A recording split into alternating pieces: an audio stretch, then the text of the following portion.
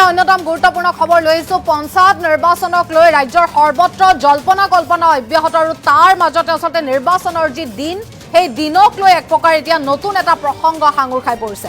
পঞ্চায়ত নিৰ্বাচন আসলতে অনুষ্ঠিত নহবগৈ নেকি নিৰ্বাচন পতাটো এতিয়া অসম্ভৱ হৈ পৰিছে চৰকাৰৰ বাবে কিন্তু কিহৰ বাবে আসলতে পঞ্চায়ত নিৰ্বাচনক লৈ বিসংগতি বা পঞ্চায়ত নিৰ্বাচনৰ ক্ষেত্ৰত চৰকাৰে হেমাহি খেলাৰো এক প্ৰকাৰ গুৰুতৰ অভিযোগ এবাৰ উত্থাপন কৰিছে একাংশই সবিস্তাৰে এই খবৰ আমি আপোনালোকক জনাই যাম পঞ্চায়ত নিৰ্বাচন ৰাজ্যত অনুষ্ঠিত নহয় নেকি হেয়াকে লৈ এতিয়া সৰ্বত্ৰ চৰ্চা চলি আছে নিৰ্বাচন পতাটো এতিয়া অসম্ভৱ হৈ পৰিছে চৰকাৰৰ বাবে মেট্ৰিক পৰীক্ষাই নহয় বানৰ সময় পাৰ হৈ যোৱাৰ পাছতহে নিৰ্বাচন অনুষ্ঠিত কৰা হ'ব আদালতৰ ৰায় নহাত এক প্ৰকাৰ এতিয়া নিৰ্বাচন নোহোৱাটো স্পষ্ট হৈ পৰিছে পঞ্চায়ত নিৰ্বাচনক লৈ শুকুৰবাৰলৈ ৰায় নাহিলে আদালতৰ তৰফৰ পৰা আৰু আজিও আদালতৰ পৰা ৰায় অহাৰ সম্ভাৱনা একেবাৰে নাই সম্ভাৱনা ক্ষীণ গতিকে এক প্ৰকাৰ স্পষ্ট হৈ পৰিছে শুকুৰবাৰলৈ ৰায় নাহিলে পঞ্চায়ত নিৰ্বাচন পতাটো অসম্ভৱ বুলি কৈছিলে যেহেতু মুখ্যমন্ত্ৰী ডক্টৰ হিমন্ত বিশ্ব শৰ্মাই আৰু আদালতৰ ৰায় নহাৰ বাবে এতিয়া অসম্ভৱ হৈ পৰিব পাৰে হয়তো পঞ্চায়ত নিৰ্বাচন মেট্ৰিক হায়াৰ ছেকেণ্ডাৰী পৰীক্ষাৰ বাবে নিৰ্বাচন পাতিব পৰা নাযাব মেট্ৰিক হায়াৰ ছেকেণ্ডাৰী পৰীক্ষাৰ পাছত আহিব বিহু আৰু বানৰ সময় গতিকে সেই সময়ছোৱাটো পঞ্চায়ত নিৰ্বাচন হয়তো পতাগৈ নহ'ব 19 জানুৱাৰীলৈকে বন্ধ থাকিব যেহেতু গুৱাহাটী উচ্চ ন্যায়ালয় অনলাইনত ন্যায়ালয়ে প্ৰদান কৰিব পাৰে ৰায়দান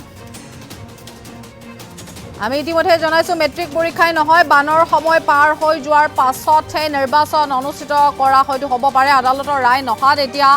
নিৰ্বাচন যে এতিয়া অনুষ্ঠিত নহয় সেই কথা কিন্তু স্পষ্ট হৈ পৰিছে পঞ্চায়ত নিৰ্বাচনক লৈ শুকুৰবাৰে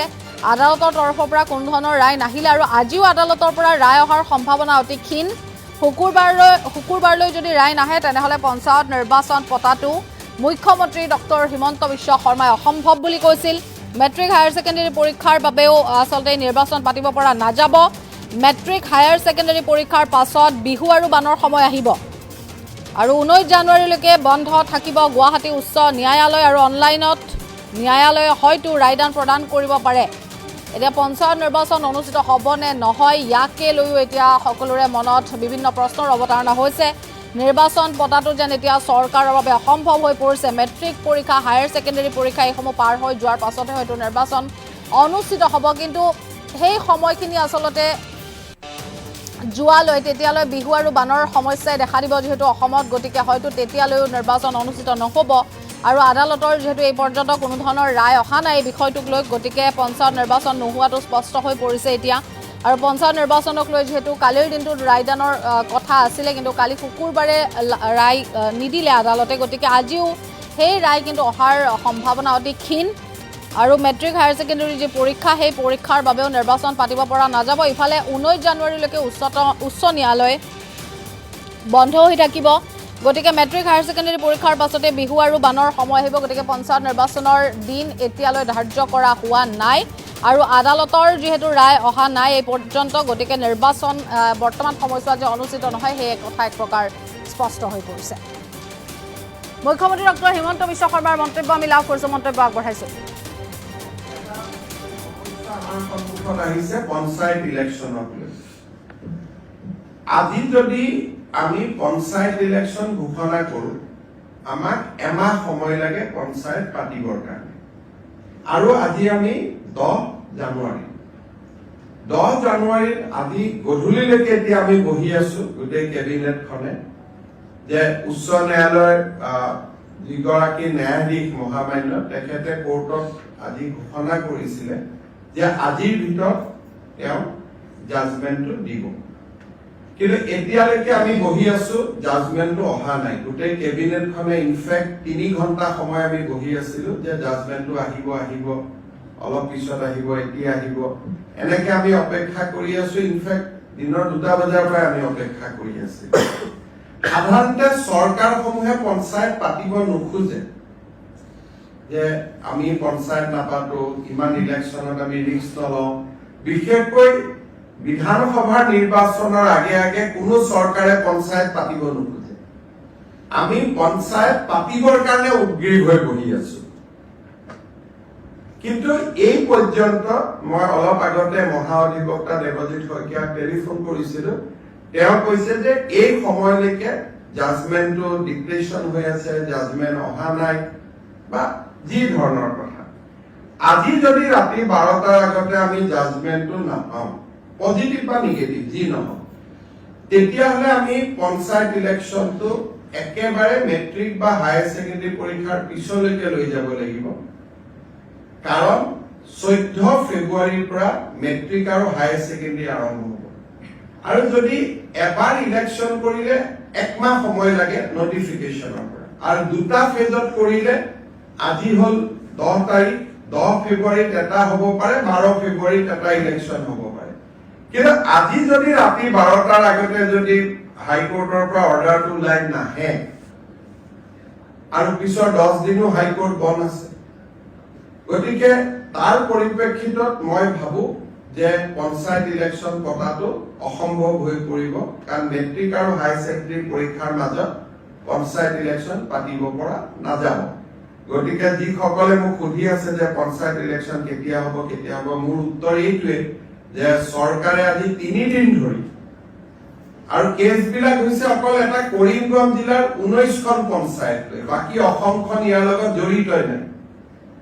কৰিমগঞ্জ জিলাৰ 19খন পঞ্চায়ত, লাগিলে কৰিমগঞ্জ জিলাত ইলেকশ্যন নাপাতিলেও হৈ গ'লহেঁতেন। বাকী জেগাখিনিত ইলেকশ্যন পাতিব আমি অনুমতিটো পালে আমি ইলেকশ্যন পাতি দিলোহেঁতেন।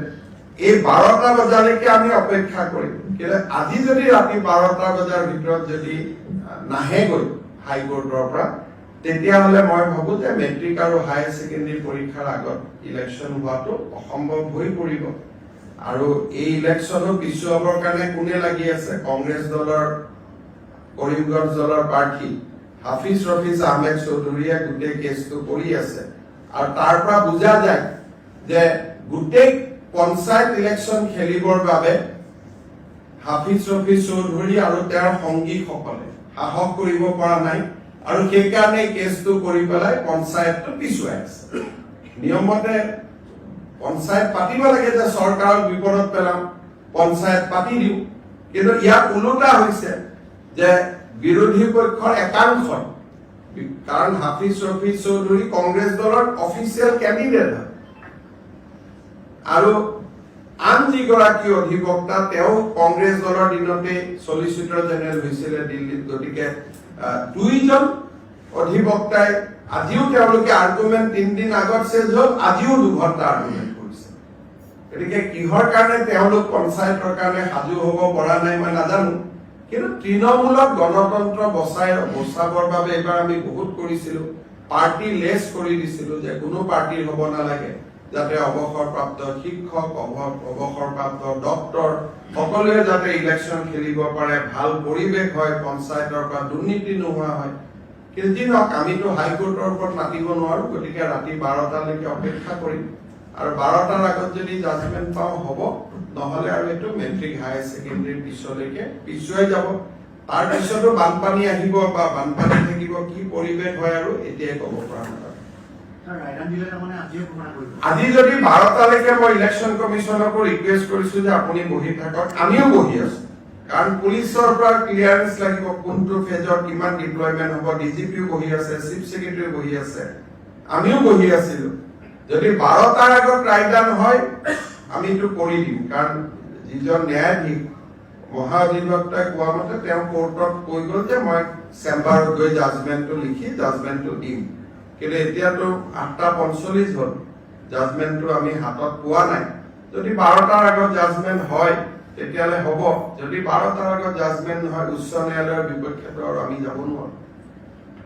গতিকে তাৰ পিছত যদি জাজমেন্ট ভাল বেয়া হয়,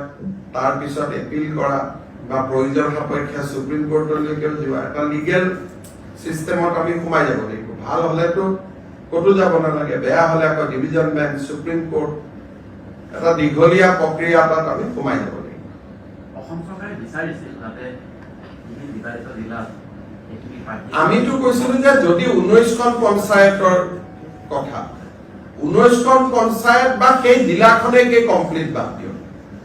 আমাৰ এডভোকেট জেনেৰেল তাত আৰ্গুমেণ্টটো দিছে এতিয়া ন্যায়াধীশ গৰাকীয়ে কেনেকে জাজমেন্ট দিয়ে এতিয়াতো মই দেখা নাই জাজমেন্টটো দেখাৰ পিছতহে আমি অপিনিয়ন দিব পাৰিম ভাল বেয়া যিয়ে নহওক কিয় আমাৰ মতে নগলে তেতিয়াও কথা কিন্তু আমাৰ ফেভাৰতো যদি যায়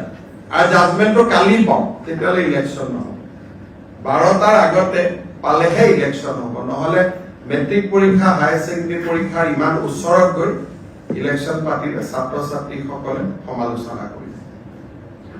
গতিকে যিসকলে মোক পঞ্চায়তৰ ওপৰত তুলি আছিলে এইখিনিকে মই জনাম